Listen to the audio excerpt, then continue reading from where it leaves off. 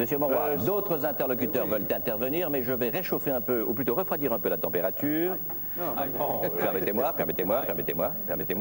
afin de vous libérer de l'espace pour terminer ce débat, c'est-à-dire pratiquement 20 minutes, à votre satiété. L'exemple de la Belgique, c'est pas loin, et ce sont des gens qui finalement sont aussi sensés, même si leur histoire est différente. La police municipale, d'abord, se dit police communale. Elle dispose de tous les pouvoirs qui, en France, sont dévolus à la police nationale, pratiquement tous les pouvoirs. Elles sont dirigées par les maires. Les polices communales belges disposent également de compétences judiciaires, mais elles restent avant tout des polices de proximité dans la ville. Regardez ce reportage de Claude Moniquet et de Lionel de Coninck, après quoi nous allons aborder deux choses simples, les compétences, élargissement ou non, et le projet de loi. Qu'en attendez-vous? 1 heure du matin, un quartier proche du centre de Bruxelles, un vendredi comme les autres. Messieurs, dames, bonsoir. C'est un contrôle. Nous allons demander à chacun de rester à sa place. Un contrôle. Ces officiers de police en effectuent tous les jours, ou presque, la routine. Visiter les bars susceptibles d'abriter la prostitution, vérifier qu'on ne s'y livre à aucune activité illégale. Vous avez commencé quand? L'atmosphère est bon enfant, pourtant, ces policiers ont carte blanche pour les nécessités de leur travail. Si besoin est, ils peuvent même se faire passer pour des clients. Mais ici, ça ne sert à rien. On ne va pas obtenir des informations en s'offrant une bouteille de champagne à 50 000 francs. Donc, on n'a rien commandé aujourd'hui. Voilà, merci pour le contrôle et bonne soirée à tout le monde. Cette descente de police menée sans agressivité a duré 15 minutes. Employés, clients, tous ont été contrôlés et les registres du personnel vérifiés. Tout est en ordre. À l'intérieur, la soirée peut continuer. Les 10 policiers, eux, poursuivent leur chasse. La politique, c'est d'être présent sur le terrain. La politique, c'est de ne jamais perdre un quartier, de ne pas perdre une rue, de ne pas perdre un établissement, de ne jamais laisser l'impression à la population ou à une partie de la population qui serait intéressée que la police n'a pas le droit ou n'a plus le droit d'intervenir dans leur quartier. Allez, dépêche-toi. Plus tard, dans l'interception d'un véhicule, à l'intérieur, 4 jeunes. Pour les policiers, cela suffit à une intervention. Sortir tous les 4 de la voiture et mettre les mains sur le capot. Une scène que l'on voit rarement en France. Un mandat est nécessaire pour fouiller une voiture. À Bruxelles, le spectacle est habituel. Il s'agit d'un véhicule pris au hasard. Ils n'ont rien fait du tout. Donc de nouveau, il s'agit de rechercher toutes les infractions. Il nous semble difficile de les repérer à partir du moment où il n'est pas possible d'interpeller, d'identifier, de fouiller un véhicule, de fouiller un individu. C'est un droit général donc, dont on n'abuse pas. Mais dont nous faisons quand même usage quotidiennement. Bravo, Roméo, Alpha. À Bruxelles, les policiers ont beaucoup de droits, de nuit comme de jour. Arrestation de suspects, interrogatoire, perquisition, garde à vue. Ils peuvent même pratiquer la rétention administrative, 24 heures, sur la seule suspicion de troubles potentiels de l'ordre public. Pourtant, nous ne sommes pas dans les locaux d'une superpolice, mais bien dans un commissariat de quartier. Dans une police municipale, une police communale comme on dit en Belgique. Et ce matin, dans ses filets, c'est un violeur qu'elle ramène. Séance d'identification derrière une glace sans teint. Vous regardez tous vers votre droite. Il sait qu'il a été reconnu, il sait qu'il est là pour un viol et il sait qu'il a été reconnu. Ok. Pas de bonne police, sans bon fichier. En Belgique comme en France existe un casier judiciaire central.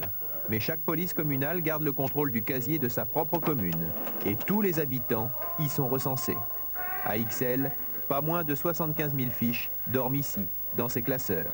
Et on y trouve bien plus que les simples mentions classiques d'un casier judiciaire. La possibilité pour chaque commune de compléter les données d'un casier judiciaire central, c'est-à-dire les condamnations, par des données plus précises ou plus étendues, telles toute information à caractère judiciaire sur les habitants de la commune, bien entendu, quand bien même ces personnes n'ont pas fait l'objet de condamnation. Installée dans une aile de la mairie, la police d'Ixelles compte 300 hommes et son budget représente 15% du budget municipal pour une commune de 75 000 habitants.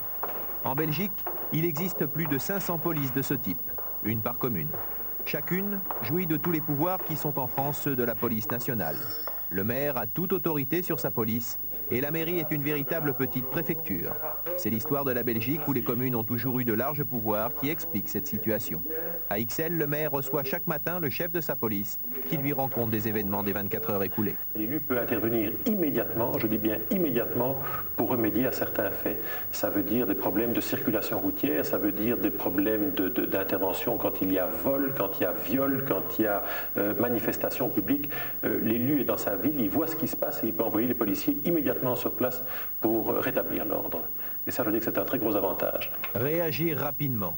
C'est ce qui justifie l'organisation d'une opération de sécurisation d'un quartier d'Ixelles, surnommé Matongé en raison de sa forte population africaine. Les commerçants de la chaussée. Aujourd'hui, la mission mêle les hommes de la brigade judiciaire et leurs collègues en tenue, tous des policiers municipaux.